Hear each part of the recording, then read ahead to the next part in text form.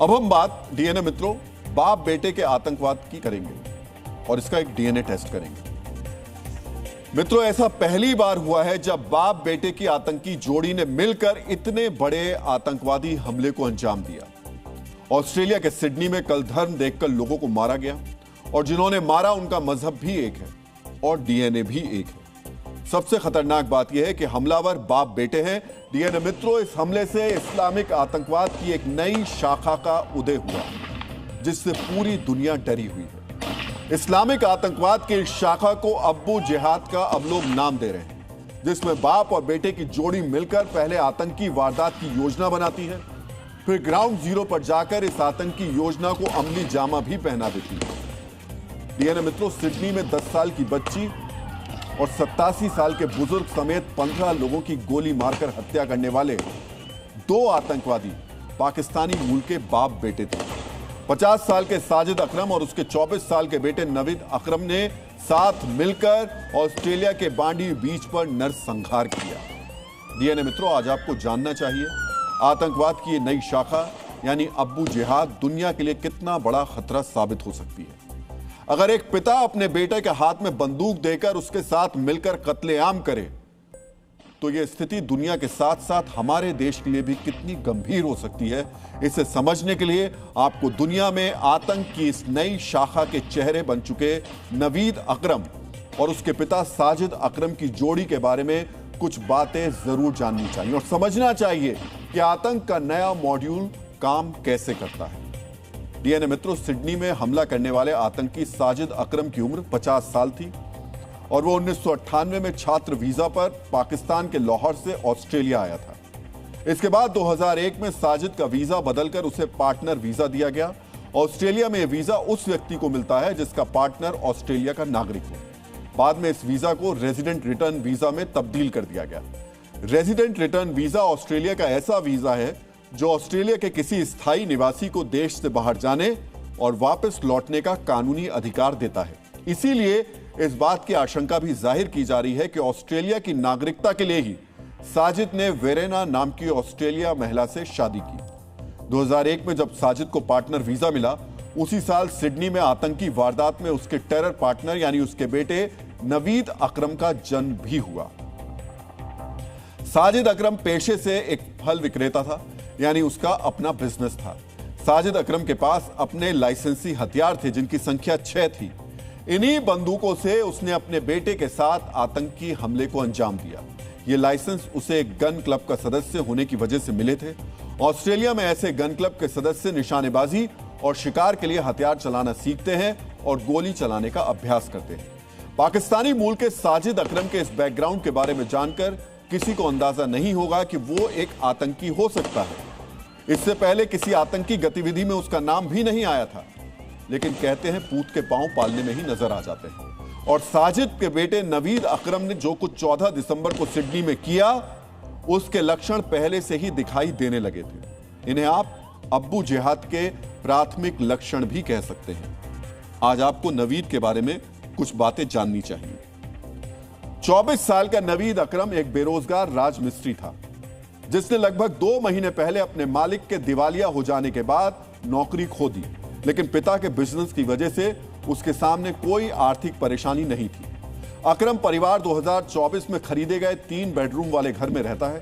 सोचिए, ऑस्ट्रेलिया जैसे देश में पाकिस्तान से आए इस परिवार के पास अपना 3 बेडरूम का मकान है। नवीद इससे पहले भी 2019 में आतंकी संगठन ISIS से कनेक्शन की वजह से ऑस्ट्रेलिया की घरेलू खुफिया एजेंसी ASIO के रडार पर आया था। नवीद की नजदीकी इसाक अल मतारी नाम के आतंकी से थी जो ऑस्ट्रेलिया में ISIS का प्रमुख था। फिलहाल मतारी जेल में है। उस समय एजेंसियों ने माना था कि नवीद कट्टरपंथियों के संपर्क में है, लेकिन उसे तत्काल खतरे के रूप में नहीं देखा गया और यही लापरवाही थी और इसीलिए वो निगरानी से बाहर हो गया। इस घटना के 6 साल बाद नवीद ने अपने पिता के साथ मिलकर जैसा आतंकवादी हमला किया, उसे देखकर आज ऑस्ट्रेलिया की पुलिस को अपने फैसले पर अफसोस हो रहा होगा। डीएनए मित्रों, बाप बेटे की इस आतंकी जोड़ी ने जिस तरह खून खराबा किया, वो आतंक की दुनिया का बिल्कुल नया मॉड्यूल है। इन दोनों को ना किसी कट्टर मौलाना ने यहूदियों के नरसंहार के लिए प्रेरित किया, ना इनको किसी आतंकवादी संगठन ने हथियार उपलब्ध करवाए। इस मॉड्यूल में पिता ने बेटे को अपनी लाइसेंसी बंदूकों से हथियार चलाने की ट्रेनिंग दी। आपने भी आतंकी हमले के वीडियो में देखा होगा किस तरह नवीद ने सिडनी के बांडी बीच पर गोलीबारी की। ऐसा लग रहा था उसे बंदूक चलाने की अच्छी ट्रेनिंग मिली और उसने इसका बहुत अभ्यास भी किया और यह अभ्यास यकीनन सिडनी हमले की अगुवाई कर रहे उसके पिता साजिद ने ही नवीद को करवाया होगा। कट्टर विचारधारा से प्रेरित बाप बेटे की इस जोड़ी ने अपने घर में यहूदियों पर हमला करने की योजना बनाई, बंदूकें उठाकर नरसंहार करने निकल गए और यहूदियों की लाशें बिछा दी। सोचिए, सभ्य समाज के बीच घुल मुल कर रहने वाले बाप बेटों का यह अब्बू जिहाद मॉडल दुनिया के किसी भी कोने में कितनी आसानी से हमला कर सकता है और पूरी दुनिया के लिए कितना बड़ा खतरा बन चुका है। डीएनए मित्रों, सिडनी आतंकी हमले को अंजाम देने वाले इन बाप बेटों के बारे में कुछ और भी खुलासे हुए हैं। इजराइल और ऑस्ट्रेलिया की मीडिया के मुताबिक दोनों आतंकवादियों ने आईएसआईएस के लिए वफादारी की कसम खाई थी और बांडी बीच पर हमला करने आए बाप बेटे की आतंकी जोड़ी की कार के अंदर आईएसआईएस के 2 झंडे भी मिले, जिनमें से एक झंडा गाड़ी के बोनट पर लगा हुआ दिखाई दे रहा था। आप इसका मतलब समझ रहे हैं? साजिद भले ही पुलिस के रडार में नहीं आया हो, लेकिन वो भी आईएसआईएस की विचारधारा से प्रेरित था और इसीलिए उसने अपने बेटे को भी आतंकवादी बना दिया और आत्मघाती हमला करने के लिए अपने बेटे को साथ लेकर आया। आपने इससे पहले पाकिस्तानी आतंकी संगठन लश्कर-ए-तैयबा के चीफ हाफिज सईद और उसके बेटे तलहा सईद की आतंकी तकरीरें सुनी होंगी। साजिद और उसका बेटा नवीद भी शायद इन्हें ही अपना आदर्श मानते होंगे। यहां पर साजिद अकरम हाफिज सईद के रोल में था और अपने पिता की दिखाई राह पर चलने वाला नवीद अकरम तलहा सईद के रोल में।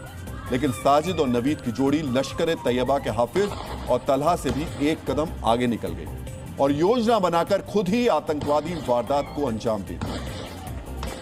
डीएनए मित्रों, अब देश के अंदर भी कई संगठन दुनिया में आतंकवाद के इस मॉड्यूल का नामकरण कर रहे हैं। आज आपको भी जानना चाहिए अब्बू जिहाद को लेकर भारत में कैसा खतरा महसूस किया जा रहा है। ऑस्ट्रेलिया की राजधानी सिडनी में जिस प्रकार से आतंकियों ने बाप बेटों ने मिलकर के जो अब्बू जिहाद किया है, वो संपूर्ण विश्व की आंखें खोल देने वाला और चौंकाने वाला है। एक बात कॉमन है कि आखिरकार त्योहार किसी का भी हो, अगर वो मुसलमानों का त्योहार नहीं है तो उसमें हमला सुनिश्चित है, तय है। ऐसा भारत में तो कोई त्योहार बचा नहीं जहां पर इस्लामिक जिहादियों ने हमला न किया हो। डीएनए मित्रों, पिता अपने पुत्र को जीवन में अच्छाई की राह दिखाता है, नेकी सिखाता है, लेकिन कट्टरपंथ के जहर ने साजिद के दिमाग को ऐसा जकड़ा था कि उसने अपने बेटे के हाथ में बंदूक थमा दी। सोचिए, पिता अपने बच्चों को स्कूल भेजता है, उसके हाथ में कलम थमाता है, लेकिन साजिद ने अपने बेटे को कट्टरपंथ की प्रयोगशाला में अपना पार्टनर बना लिया, उसके हाथ में बंदूक थमा दी, उसे अपनी तरह एक आतंकवादी बना दिया।